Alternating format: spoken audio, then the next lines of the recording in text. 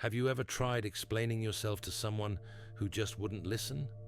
Someone who twisted every word, saw intentions you never had, and somehow convinced others you were the problem? Carl Jung discovered something terrifying about these people. They aren't misunderstanding you. They're trapped in a psychological prison of their own making, and trying to reach them will destroy you faster than it will ever help them. Today, I'm showing you why Jung said the smartest thing you can do is stop explaining yourself entirely. Jung spent decades studying a disturbing pattern. He found people who seemed completely normal, even charming, but operated in a different reality than everyone around them. These weren't delusional patients in psychiatric wards. These were your co-workers, family members, friends, people who could look you dead in the eye and describe motivations you never felt, thoughts you never had, and intentions that existed nowhere except in their minds. And here's the truly disturbing part. They believed it completely. Their brains had actually rewritten reality to match their projections. Jung called this shadow projection, and once you understand how it works, you'll never waste time explaining yourself to these people again. Let me tell you about one of Jung's most disturbing cases. A patient came to him in 1913, seeming like a victim of terrible circumstances. This person described being surrounded by manipulative, cruel, selfish people. Every relationship had ended in betrayal. Every friendship had revealed hidden agendas. Every family member had shown their true colors as secretly malicious. The patient seemed gentle, confused, genuinely hurt by a world that kept attacking them for no reason. Jung initially felt sympathy. Then he started noticing something that made his blood run cold. Every single person this patient described as evil, manipulative, or cruel shared identical traits. Traits Jung recognized immediately as belonging to the patient themselves. This wasn't coincidence. The patient couldn't tolerate knowing they were capable of manipulation, cruelty, and selfishness. So their unconscious mind did something terrifying. It took all those denied qualities and projected them onto everyone else. The patient could feel pure and innocent while unconsciously acting out the exact behaviors they condemned in others. Within 6 months, this person had destroyed 3 relationships, gotten 2 colleagues fired, and driven a family member to a breakdown, all while maintaining complete innocence, all while truly believing they were the victim. Jung realized he wasn't witnessing simple misunderstanding. He was watching the most dangerous psychological mechanism in human relationships. Unconscious shadow projection combined with absolute conviction. Modern neuroscience has revealed why this is so terrifying. When someone projects their shadow with conviction, their brain literally rewrites reality. The same neural networks that activate during delusional states light up during intense projection episodes. The person isn't lying. Their perception has been hijacked. They genuinely believe their distorted view because their brain's filtering system is processing reality through their unconscious contents. This explains why shadow projectors are so convincing. They pass every lie detector test because they aren't consciously lying. Their neural system has rewritten the story to protect them from seeing their own shadow. But here's where it gets truly dangerous. The projector's conviction creates what psychologists call reality distortion fields. They don't just see you incorrectly, they convince others to see you through their distorted lens. Jung documented case after case where shadow projectors destroyed reputations, relationships, and entire social networks simply by spreading their unconscious projections with certainty. Think about the last time someone accused you of motivations you never had, emotions you never felt, intentions you never possessed. If they did it with complete certainty, immune to any evidence you provided, you experienced shadow projection in real time. The warning sign appears when you notice a complete disconnection between how someone describes you and your actual internal experience. They attribute thoughts, feelings, and motivations that exist nowhere in your consciousness, and they do it with such certainty that you start questioning your own reality. This is psychological manipulation at its most sophisticated level. Not conscious manipulation, but unconscious reality distortion that can drive targets to genuine breakdown. But the projection itself isn't the real danger. The real danger is how shadow projectors unconsciously recruit others into their distorted reality. Jung called this collective possession, when entire groups begin seeing the world through one person's projections. When someone presents projections with absolute conviction, others experience psychological pressure to align their perceptions with that certainty rather than trust their own contradictory observations. This is how families turn against certain members, how workplaces destroy innocent employees, how communities attack individuals based on projected accusations with no basis in reality.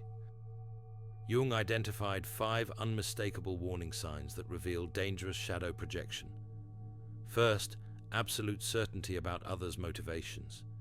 They don't say, "I think you might be," they say you are, with complete conviction about your internal states and character.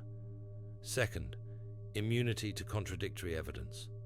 No amount of explanation, clarification, or contrary evidence shakes their perceptions. They interpret your attempts to correct misperceptions as further proof of their accuracy. Third, emotional intensity disproportionate to evidence. They have strong emotional reactions to perceived slights or behaviors that others find minor or non-existent. Their emotional intensity reveals projected content, not your actual behavior. Fourth, consistent victim narratives. They consistently end up in conflicts where they're the innocent victim of others' malice or cruelty. The cast changes, but they're always the wronged party.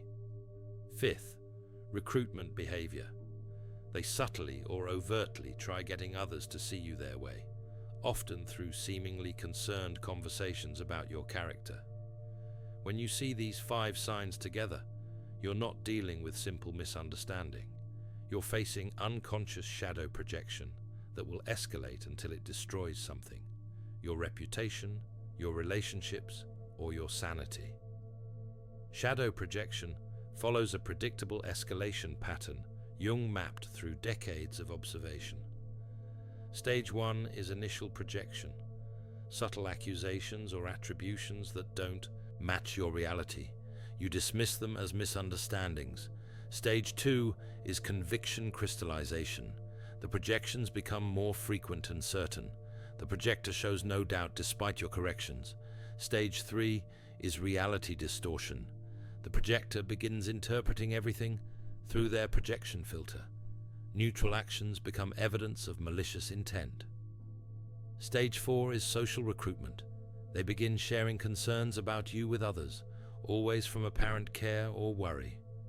Stage 5 is collective possession. Others begin seeing you through the projector's lens. You find yourself defending against accusations from nowhere.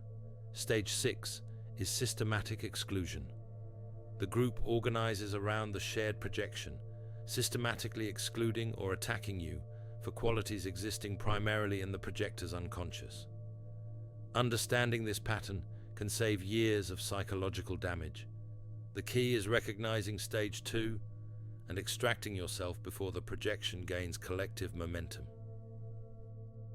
Here's what Jung discovered that changes everything. People trapped in shadow projection cannot be reached through explanation. Their unconscious defense system is too strong. Attempting to explain yourself actually strengthens their projections because they interpret your explanations as manipulation or deflection. The more you try to clarify, the more convinced they become. Your efforts to reach them prove to their unconscious mind that you're exactly what they projected. This creates a psychological trap where your very attempts to free yourself tighten the chains. Jung learned this through painful experience. Early in his practice, he believed he could help projectors see reality clearly through careful explanation and evidence.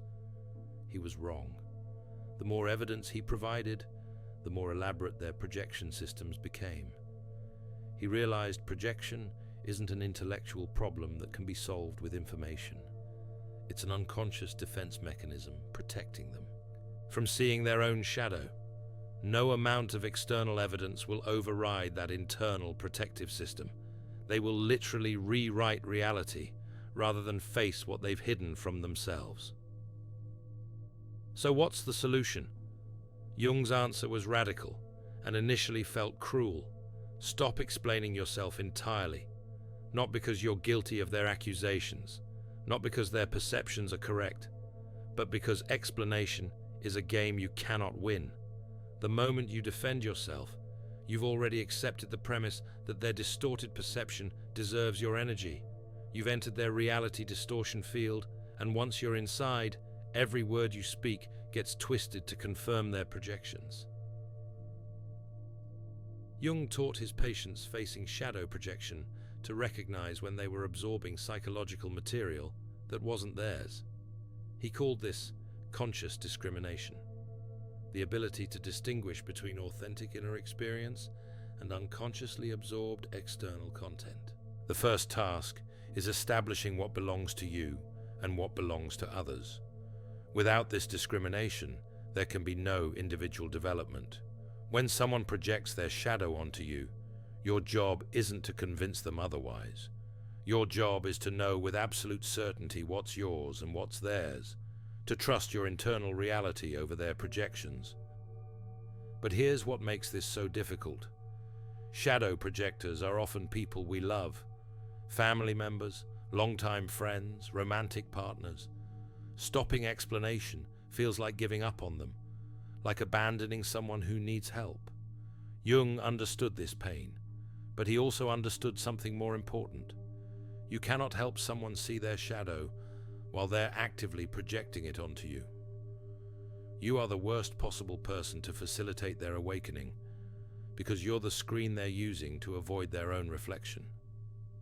Helping them means removing yourself as their projection screen, not trying to convince them you're not what they see. Jung discovered that people who see others' shadows clearly often do so because they haven't integrated their own. The more you deny your own capacity for the qualities you condemn, the more disturbed you'll be seeing these qualities in others.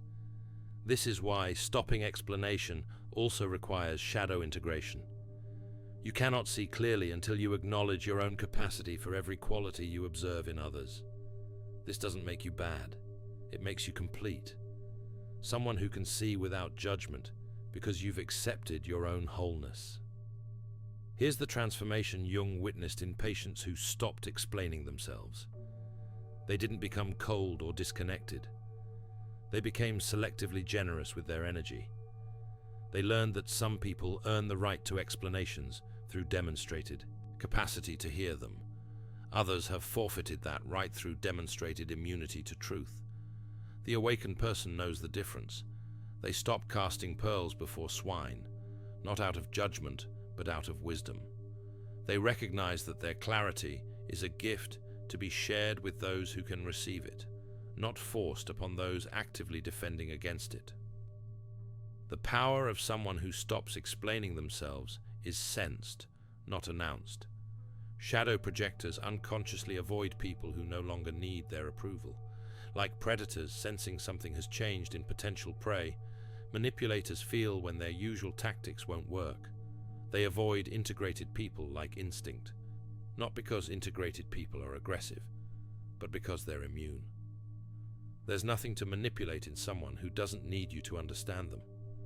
Nothing to twist in someone who knows themselves completely. Jung's final insight about shadow projection offers both warning and hope. The perceptive individual who learns to see clearly without absorbing others' projections faces a choice. They will either be destroyed by isolation as everyone projects onto them, or transformed into what Jung called a consciousness pioneer. Someone whose psychological development exceeds collective readiness. Someone who sees what others cannot yet acknowledge. Someone who holds that vision without needing others to validate it. The danger isn't that you see too much.